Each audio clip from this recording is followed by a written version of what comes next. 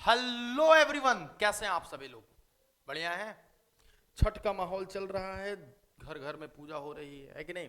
सारे बच्चे घाट साफ सफाई में लगे हुए हैं। और इस बीच पढ़ाई का थोड़ा माहौल कम हो गया है, लेकिन 11th वाले बच्चे, आज आप लोगों के लिए मैं ग्रेविटेशन का लेवल 2 क्वेश्चन लेके आया हूँ। लेवल 1 में करा चुका हूँ सर, काफ़ी दिनों के बाद लेवल 2 लेके आया। हाँ जरूर, काफ़ी दिन हो गए हैं हमें ये 11th के न्यूमेरिकल्स का लेक्चर लेके आए हुए। लेकिन मैं आपको बता दूं एक बात, 12th का सेशन थोड़ा सा रेगुलर चल रहा है। 12th के सेशन में मैं इतना बिजी हो गया हूँ कि 11th वालों का न्यूमेरिकल या फिर 11th वालों का ऑनलाइन क्लास में मैं समय नहीं दे पा रहा हूँ। लेकिन मेरा कोशिश है कि जब भी समय मिले 11th वालों का, हाँ ये तो कंफर्म है कि आपका मैं 15 जनवरी के पहले सारे चैप्टर्स के ऑब्जेक्टिव न्यूमेरिकल्स अपलोड कर दूंगा, जिससे आप पूरा कंप्लीट देख लो, है ना? 12 स्टार्ट होने के पहले 11th क्लास के नए बच्चे 1 दिसंबर से ऑफलाइन क्लास में रजिस्ट्रेशन शुरू हो जाएगा। आप 999 रुपया माने 1000 रुपया दे के आप रजिस्ट्रेशन करा सकते हैं किसी भी बैच में, जो 6 से 7, 7 से 8 और 8 से 9 3 बैचेज खुलेंगे। उसमें किसी भी बैच में अपना सीट नंबर अलॉट करा सकते हैं। बैच स्टार्ट होने के पहले आप पूरा पैसा जमा करके अपनी पढ़ाई कंटिन्यू कर सकते हैं गुरु। ऑनलाइन क्लास 12 क्लास में ऑनलाइन क्लास, जो दूर बच्चे हैं वो ऐप के थ्रू भी पढ़ाई कर सकते हैं। 999 रुपये में पूरा सिलेबस पढ़ाऊंगा मैं आपको, पूरा साल, पूरा 12th आपको घर बैठे मैं आपको ऐप के थ्रू लाइव डेली क्लासेस करा के पढ़ाऊंगा, जिसमें थ्योरी तो रहेगा ही, साथ ही साथ हमारा मतलब 2 नंबर वाले क्वेश्चंस, 5 मार्क्स वाले क्वेश्चन, 1 मार्क्स वाले क्वेश्चन, ये सारे पूरा का पूरा पैकेज होगा और चार्ज होगा मात्र 999 रुपये।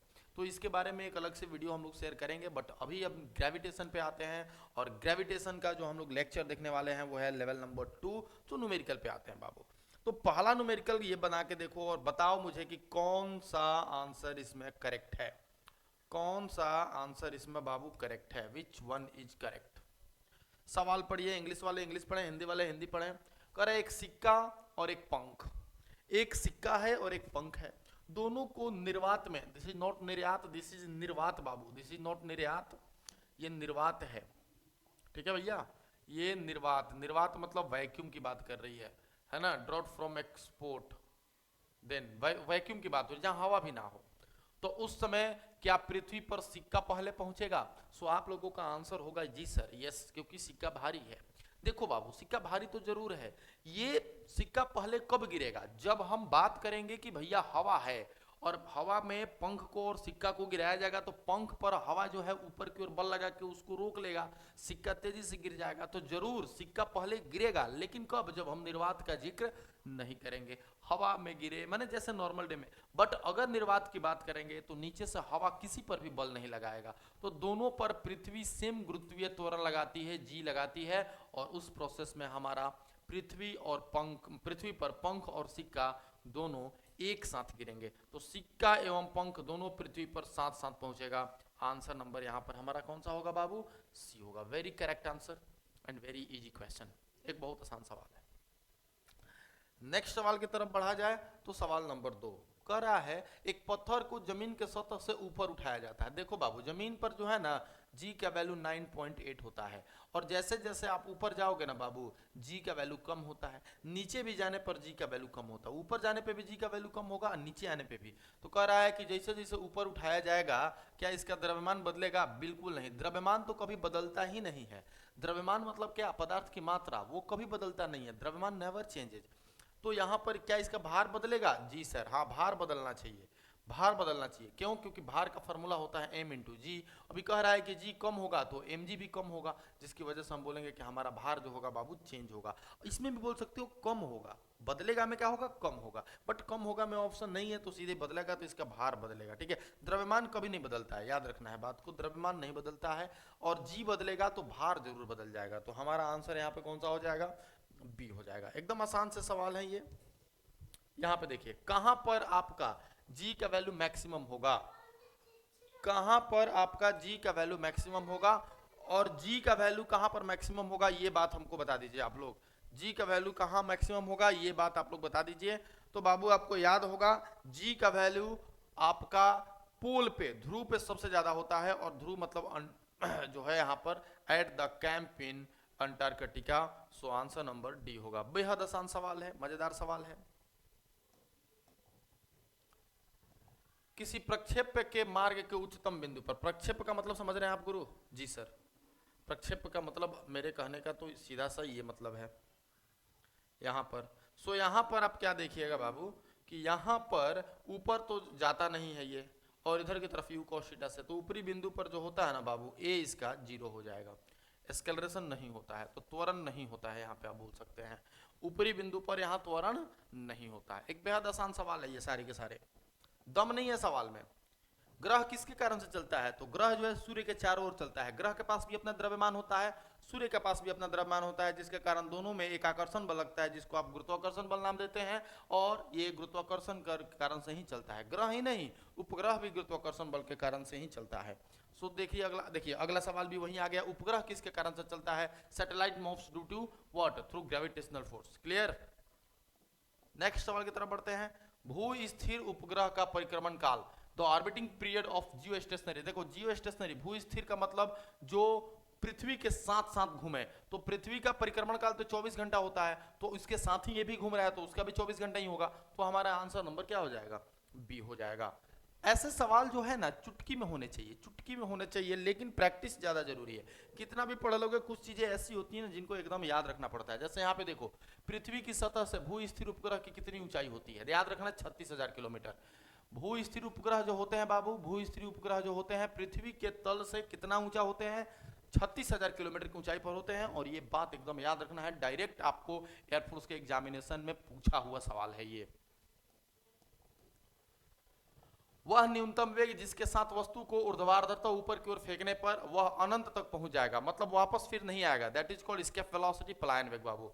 पलायन वेग से अगर किसी वस्तु को आप फेंक देते हैं तो फिर से वो रिटर्न नहीं आता है, वो अपनी कक्षा से अपने क्या करता है, पृथ्वी के जो गुरुत्वाकर्षण क्षेत्र होता है उसको पार कर जाता है और वो फिर वापस नहीं आता है। 10 नंबर, पृथ्वी से किसी वस्तु का पलायन वेग बाबू, पृथ्वी पर पलायन वेग जो होता है आपका √2gr होता है फॉर्मूला। वस्तु के द्रव्यमान पर निर्भर करता है? बिल्कुल नहीं, ये तो गलत है। वस्तु के साइज पर? नहीं, कहाँ साइज, आयतन वगैरह के बारे में बात ही नहीं है। वस्तु के द्रव्यमान से स्वतंत्र? जी हाँ, यहाँ पर द्रव्यमान नहीं है, तो हमारा आंसर नंबर क्या हो जाएगा? सी। द्रव्यमान पर डिपेंड नहीं करता है, तो द्रव्यमान से क्या है? स्वतंत्र है, इंडिपेंडेंट है। किससे बाबू? मास से। गुड। नेक्स्ट क्वेश्चन, यहाँ पे देखो, पृथ्वी का द्रव्यमान कितना होता है? मास ऑफ अर्थ इज कितना बाबू? 6 × 10 की पावर 24। याद रखना है 6 × 10 की पावर 24, और ये होता है हमारा पृथ्वी का क्या? द्रव्यमान। एकदम लॉलीपॉप क्वेश्चन लग रहा है सर। पृथ्वी की त्रिज्या 6400 किलोमीटर। ये देखो, ये तो बस सर रिवीजन हो रहा है। आ जाओ, अब आ गया मजा, अब आ गया मजा। एक पत्थर को एक मीनार से गिराया जाता है ना? ठीक है, गिराया जाता है, तो 20 मीटर गिरने पर इसकी चाल क्या होगी? देखो, सबसे पहले तो मीनार से गिरा तो यू आपका हो गया 0। फिर कह रहा है ना कि आपको निकालना है जब वो 20 मीटर गिर गया हो नीचे, तब आपको v बताना है। ठीक है भैया, v बताना है हमको, तो चलो कोई बात नहीं, बताते हैं। v² बराबर होता है u², नीचे गिर रहा है तो प्लस में 2gh, सभी लोगों को याद है। सो v का स्क्वायर बराबर, u हमारा 0 है तो 0 का स्क्वायर 0, प्लस में 2g, और h कितना है भैया? g की जगह पर 10 लेने के लिए बोल रहा है, तो आप 10 ले लीजिए, 10 ले लीजिए। और h के जगह पर कितना लोगे? h क्या, वो ac तो h है, 20 हो जाएगा। सो v का स्क्वायर बराबर हो गया 400, और ऐसे में आपका जो v होगा बाबू 20 मीटर प्रति सेकंड। तो देखो कौन सा आंसर हो जाएगा? 20 मीटर प्रति सेकंड, आंसर नंबर सी। कोई दिक्कत? एकदम आसान सवाल है। अब ऐसे सवाल अच्छे लगेंगे आपको। यहाँ पे देखो, पृथ्वी तल से किस ऊंचाई पर गुरुत्वीय त्वरण का मान इसके पृथ्वी तल के मान का आधा हो जाएगा? ये सवाल तो एकदम एकदम बाबू अच्छा सवाल है, बहुत अच्छा सवाल है। देखो, 2 फॉर्मूला होते हैं एट हाइट पर जी का वैल्यू कितना होता है? जी इंटू आर बटा में आर प्लस एच का स्क्वायर होता है, और एक और फॉर्मूला होता है जी इंटू 1 - 2h/r। ऊपर जाने पर जी का वैल्यू कैसे बदलता है? ये दोनों फॉर्मूला है, इसी से ये भी निकला हुआ है। लेकिन यहां पर आपको याद रखना होगा h जब बहुत छोटा हो r से तब, और ये तब यूज होगा जब h और r लगभग क्या हो आपस में बराबर हो। ये फॉर्मूला कब इस्तेमाल होगा? जब h और r लगभग लगभग बराबर हो या फिर h बड़ा हो जाए। यहाँ पर h जब बहुत छोटा हो तब ये फॉर्मूला लगाना है। यहाँ पे कह रहा है कि गुरुत्वीय त्वरण का मान कितना दूर जाने पे आधा हो जाएगा। अरे भैया बहुत ऊंचा जाना पड़ेगा उसके लिए तो, और जब बहुत ऊंचा जाना पड़ेगा तो उसके लिए हमको फॉर्मूला ये लगाना पड़ेगा, g इंटू आर बटा में r प्लस h का पावर में 2 हो जाएगा। ये g का मान कितना होना चाहिए? आधा होना चाहिए। सो ये हो गया g और ये हो गया r बटा में r प्लस h। ये देखो खचा खचा उड़ा दो यार इसको। सो मुझे लगता है कि इधर का स्क्वायर इधर जाएगा, तो यहाँ पर देखो r बटा में r प्लस एच जो हमारा आया वो 1/√2 आया। सो मेरे हिसाब से √2 में r से मल्टीप्लाई कर देना चाहिए, √r बराबर में यहाँ r प्लस एच हो जाएगा। सो अगर मैं h निकालूंगा तो √2r और माइनस में r हो जाएगा। r को कॉमन निकाल लीजिए यहाँ से, तो 2 माइनस ये और इंटू में r हो जाएगा। ढूंढो आंसर कहाँ है? ढूंढो आंसर, बी नंबर पे मिल गया। एकदम आसान सवाल है बाबू, बस आपको कंसेप्ट सीखना है। ये भी एकदम VBI सवाल है, अगर ऐसा सवाल आ जाएगा तो हिला डालेगा छोड़ेगा नहीं साला। 15 नंबर क्वेश्चन पे आइए। कोई गेंद है एक 40 मीटर की ऊंची किसी मीनार की चोटी से गिराई गई है, तो सीधी सी बात है यू तो 0 ले लेंगे। 40 मीटर की ऊंचाई से गिराई गई थी, 20 मीटर गिरने के बाद इसका वेग कितना होगा? अरे यार वही सवाल है, फिर कह रहा है कि एच को 20 मीटर कहीं से गिराओ।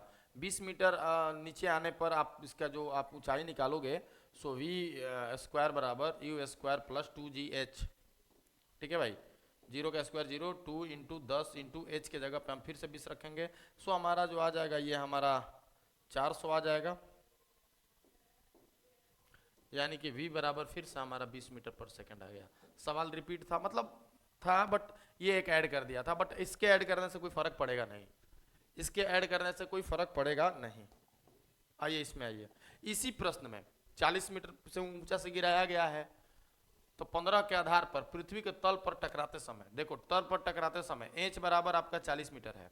कह रहा है कि जब तल पर टकराएगा, यहाँ से देखो u0 है और 40 मीटर नीचे आया, जमीन पर टकराया होगा, तो बताइए किस वेग से टकराया होगा, ये भी बताना है आपको। ठीक है, सो v का स्क्वायर बराबर u का स्क्वायर प्लस 2gh, v का स्क्वायर बराबर u का स्क्वायर, तो u0 है प्लस 2 इंटू जी 10 हो गया, h हमारा 40 हो गया। तो देखो ना v का स्क्वायर बराबर 800 आ गया बाबू, तो v बराबर √800 आ गया। तो √800 आ गया तो कितना कर दोगे? 20√2 कर दोगे मुझे लगता है, हाँ 20√2 मीटर पर second. So answer is C. बहुत आसान है, बहुत आसान है सभी लोगों से हो गया होगा। एक वस्तु को किसी मीनार की चोटी से गिराया जाता है, फिर से 4.9 मीटर की दूरी तक गिरने में कितना समय लगेगा? एच कह रहा है 4.9 मीटर। देखो यहीं से पकड़ लेना है कि जी कितना लेना है। 9.8 लेंगे तो 2 मर्त में कट जाएगा, है कि नहीं? चलो आ जाओ, कोई बात नहीं। क्या कह रहा है कितना समय लगेगा? टी निकालना है, तो एच बराबर UT plus half T square, आप जी टी स्क्वायर। कह रहा है, क्या कह रहा है भैया कि वस्तु की मीनार से चोटी से गिराया जाता है, तो यू तो आपको 0 लेना ही लेना पड़ेगा, तो एच हो गया 4.9। अब भैया जी u 0 हो गया तो ये पूरा टर्म 0 हो गया, 1/2 गुना हो गया 9.8 और इंटू में हो गया भैया टी का स्क्वायर। देखो ना भैया ये 4.9 से खत्म और 4.9 को 4.9 से उड़ा दिए, तो यहाँ पे बच गया हमारा टी का स्क्वायर बराबर में 1, तो टी बराबर बबुआ 1 सेकंड लगेगा। कितना सेकंड लगेगा? 1 सेकंड लगेगा। आंसर नंबर ए होगा, 1 सेकंड लगेगा। आंसर नंबर क्या होगा? ए होगा। ठीक है, अगला क्वेश्चन की तरफ बढ़ा जाए। इसी सवाल में 4.9 मीटर की दूरी तक गिरने के समय वस्तु की चाल क्या होगी? अरे यार क्या बात कर रहे हो, एच तुमको दे रखा है, कितना दे रखा है? 4.9 मीटर दे रखा है। सो आपको v निकालना हो तो √2gh का यूज कीजिए सीधे। कोई वस्तु नीचे गिराई जाती है ऊंचाई से, तो जो वेग होगा वो इतना फॉर्मूला से निकाल सकते हो। कैसे निकलेगा? 2 गुना 9.8 रख लो भैया है, और यहाँ पे 4.9 रख लो आप यहाँ पे, तो मुझे लगता है कि 4.9 में 2 से मल्टीप्लाई करोगे तो 9.8 आ जाएगा। सो 9.8 इंटू 9.8 हो जाएगा, बहरी एगो 9.8 को निकाल दो, आंसर 9.8 मीटर पर सेकंड हो जाएगा। सो आंसर कितना हो जाएगा भैया? ये। सर ये कैसे आया? अरे बार बार इसी फॉर्मूला का इस्तेमाल कर रहे हैं आप। कह रहा है ऊपर से गिराया जाता है, तो ऊपर से गिराया जाता है तो यू तो 0 हो जाएगा, तो ये फैक्टर खत्म हो गया। सो v का स्क्वायर बराबर केवल 2gh, तो v बराबर कितना हो जाएगा? रूट में 2gh। तो कोई भी वस्तु जब ऊपर से गिराई जाती हो तो हमारा वेग कितना होगा वो इस फॉर्मूला से आप निकाल सकते हैं। इस फॉर्मूला से आप क्या कर सकते हैं गुरुदेव? निकाल सकते हैं। बहुत शानदार सवाल है, आगे बढ़ा जाए। एक वस्तु को छत से गिराया जाता है, गिरने के 3 सेकंड बाद वस्तु द्वारा तय की गई दूरी, क्या बात है यार, यू तो 0 के बराबर हो गया, टी बराबर 3 सेकंड हो गया। रिपीट कर करके सवाल आपको इतना ना प्रैक्टिस करा देगा ना ये कि आपका हालत खराब हो जाएगा। एस बराबर U T plus half G T square, जो लगातार प्रैक्टिस में है ये यू 0 हो गया, प्लस में 1/2 जी के मान की जगह पर 9.8 ले लीजिए और 3 का स्क्वायर 9 हो गया, है कि नहीं है।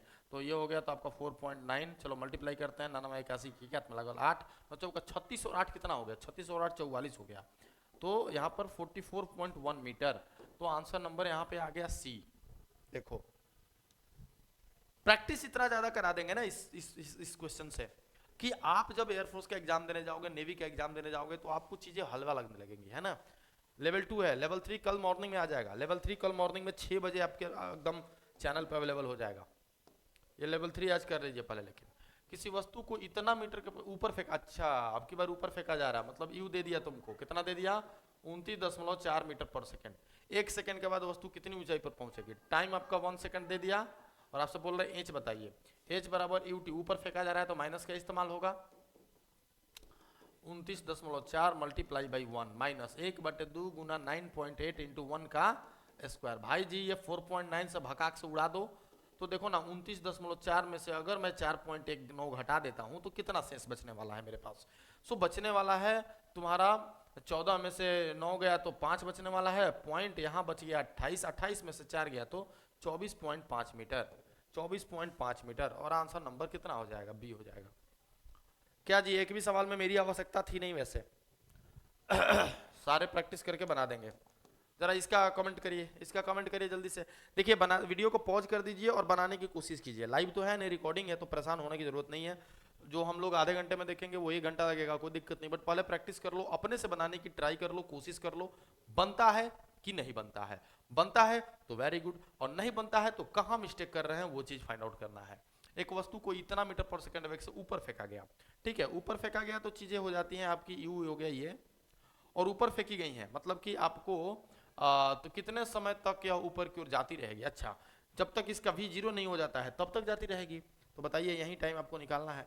अरे भैया कोई बात नहीं, v बराबर यू माइनस जी टी होता है, v 0 है 39.2 माइनस 9.8 इंटू टी, इसको लाओ इधर, आजा आजा आजा समी आने के तले आजा न न न न न न जय हो टंग टंग टंग टंग टंग टंग टंग जय हो न, चौका 36 और चौका 32, 4 मरतबे गईल हो, 4 सेकंड हो भैया, 4 सेकंड हो भैया, देखो कितना आसान है, जय हो। पढ़ा जा,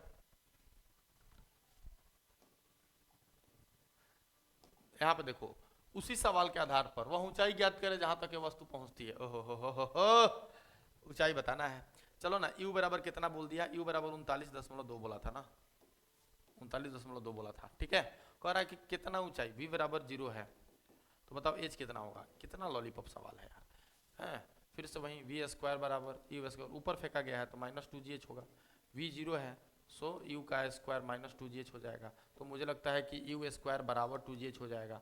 और अब अगर मैं h निकालना चाहूँ तो u स्क्वायर बट्टा में 2g हो जाएगा। तो देखो h निकालने का ये फार्मूला, u के जगह पे 39.2 है तो आ जाइए 39.2 मल्टीप्लाई बाई 39.2 और डिवाइडेड बाई 2 इंटू 9.8, तो 9.8 करूंगा मैं तो 4 मर्त में इसको खत्म कर दूंगा, और ये देखो 2 मर्त में इसको खत्म कर दिया तो 2 दूना 4 हो गया, 9 दूनी 18 के 8 में लगल 1 हो गया, 3 दूनी 6 1 7, 78.4 मीटर हो जाएगा, 78.4 मीटर ऊंचा जाएगा। तो ऑप्शन नंबर कितना हो जाएगा, ए 78.4 मीटर। आंसर नंबर कितना हो जाएगा बाबू, बहुत आसान है, आंसर नंबर हो गया कितना, ए।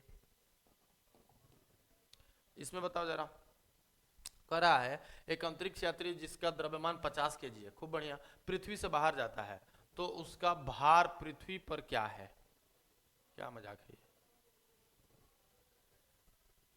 एक अंतरिक्ष यात्री जिसका द्रव्यमान 50 kg है, ठीक है, मान लिए पृथ्वी से बाहर जाता है, astronauts whose mass is 5 kg goes out of the earth, what is its weight on earth।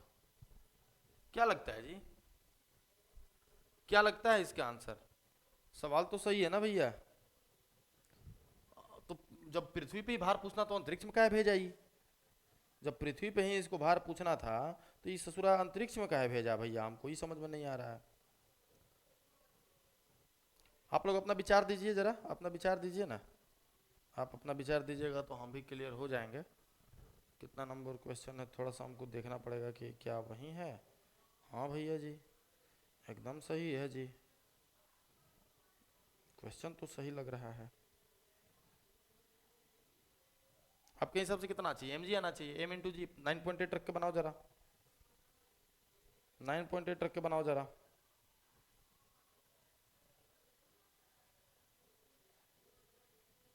बनाओ 9.8, कितना आया?